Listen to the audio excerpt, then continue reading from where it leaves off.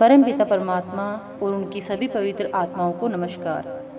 पूर्ण संत के सत्संग में कई बार परमार्थ के खोजियों को कोई प्रश्न पूछने की आवश्यकता नहीं होती। हृदय में उठते प्रश्नों के अथवा जो प्रश्न लोग दिल में लेकर आते हैं उनके उत्तर बिना पूछे मिल जाते हैं।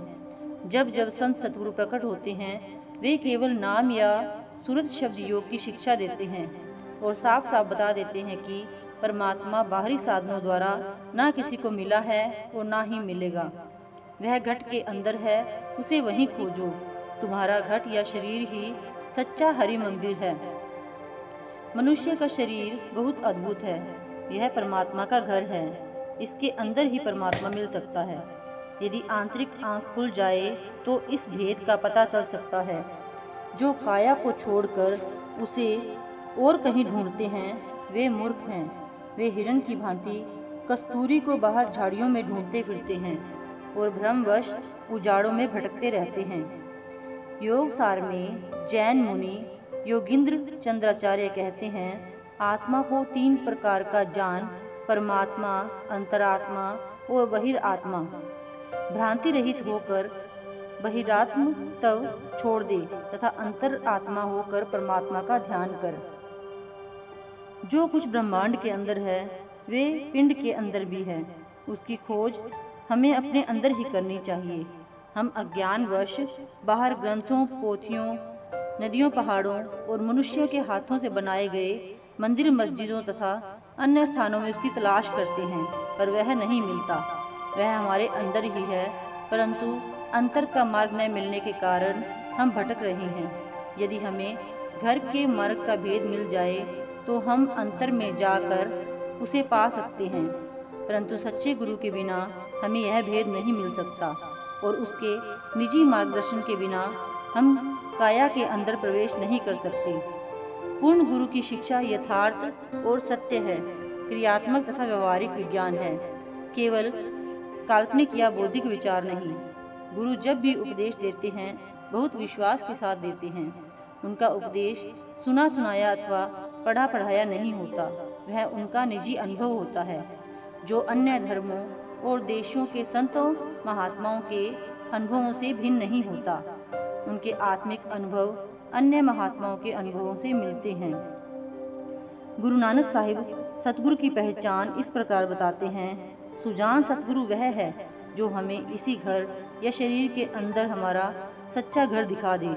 हमारे अंतर में जो 5 धुनें हो रही हैं उसको सुना दे।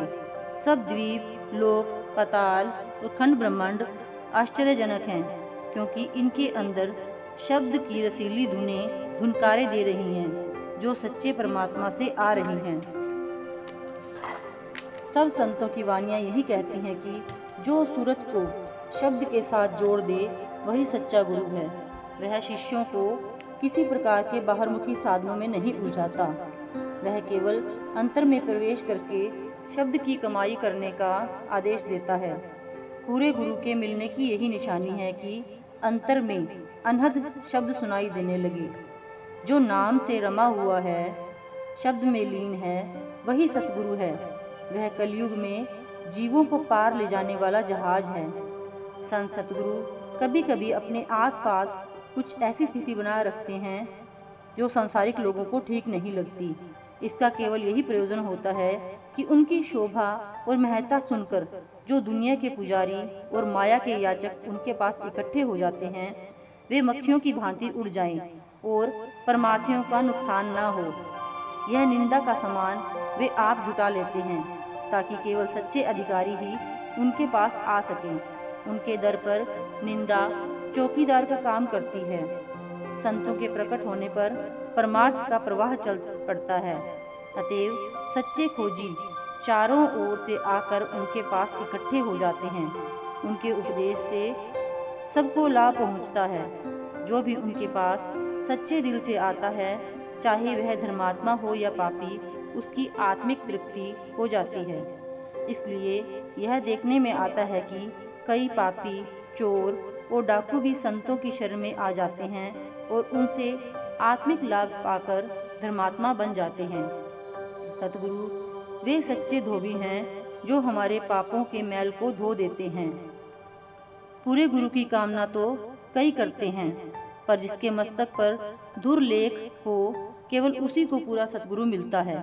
जिसके अंतर में परमात्मा से मिलने की सच्ची तड़प हो, परमात्मा उसका मिलाप पूर्ण गुरु से करा देता है।